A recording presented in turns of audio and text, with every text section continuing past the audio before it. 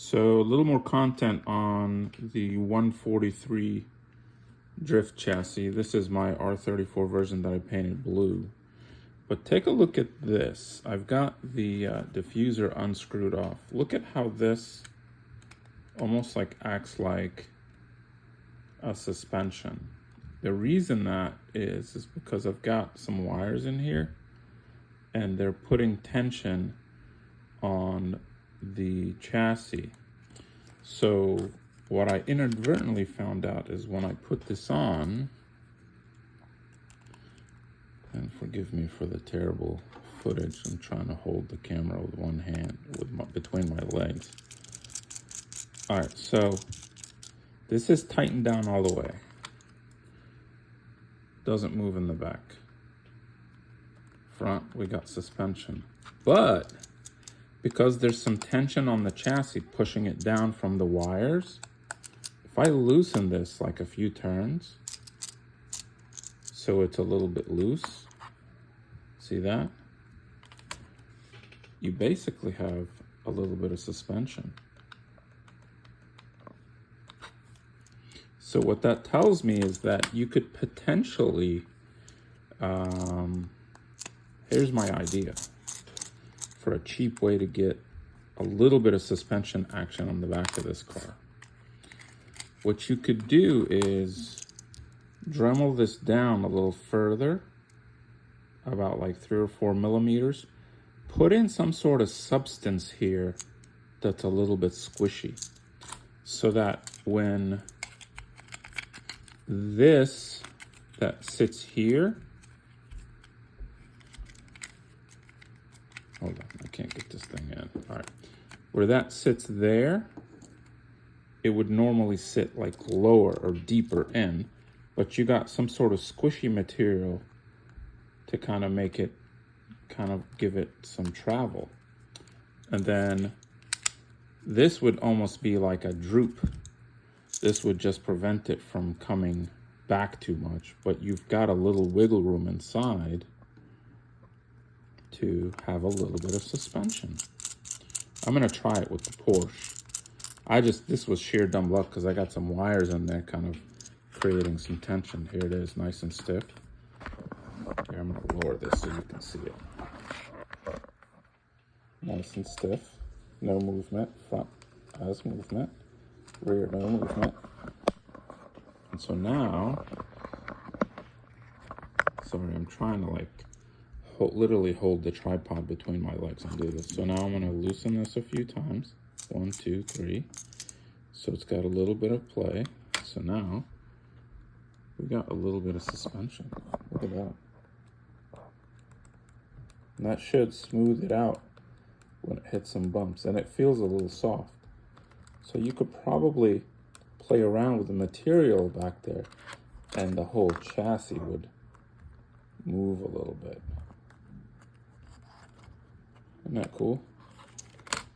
I'll try to drift it later on my hardwood floor and see if there's any improvement with it doing this way with the gyro, but I thought that was cool and I thought I'd share that. Okay, this is testing with and without rear suspension. This is with.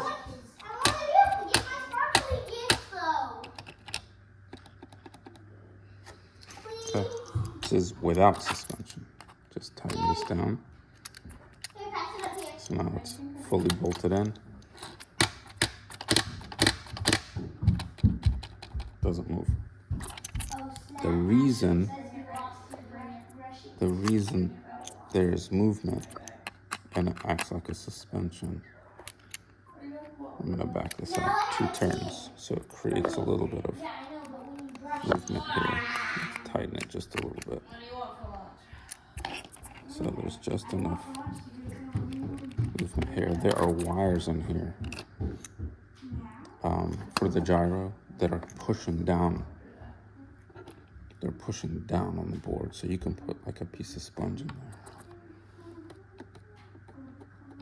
And it does drive better.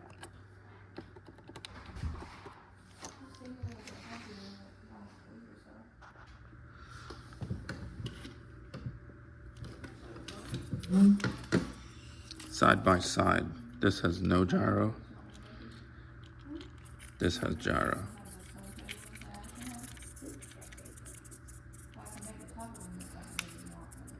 All right, let's do the one without gyro first. Show you how difficult it is without a gyro.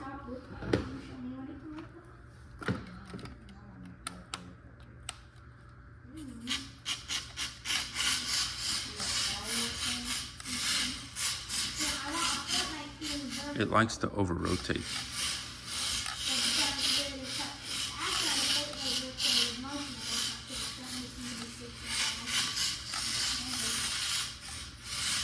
And the blue one doesn't have the suspension mod.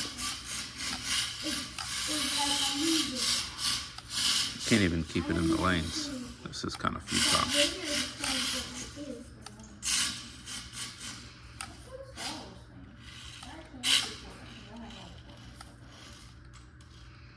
All right, let's try orange car with just a little bit of gyro. Not a lot.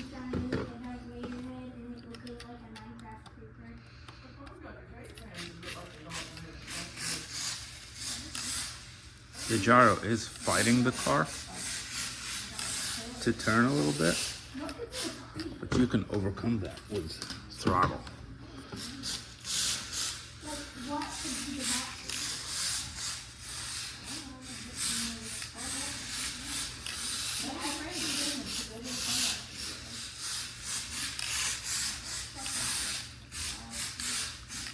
Not perfect, but much better.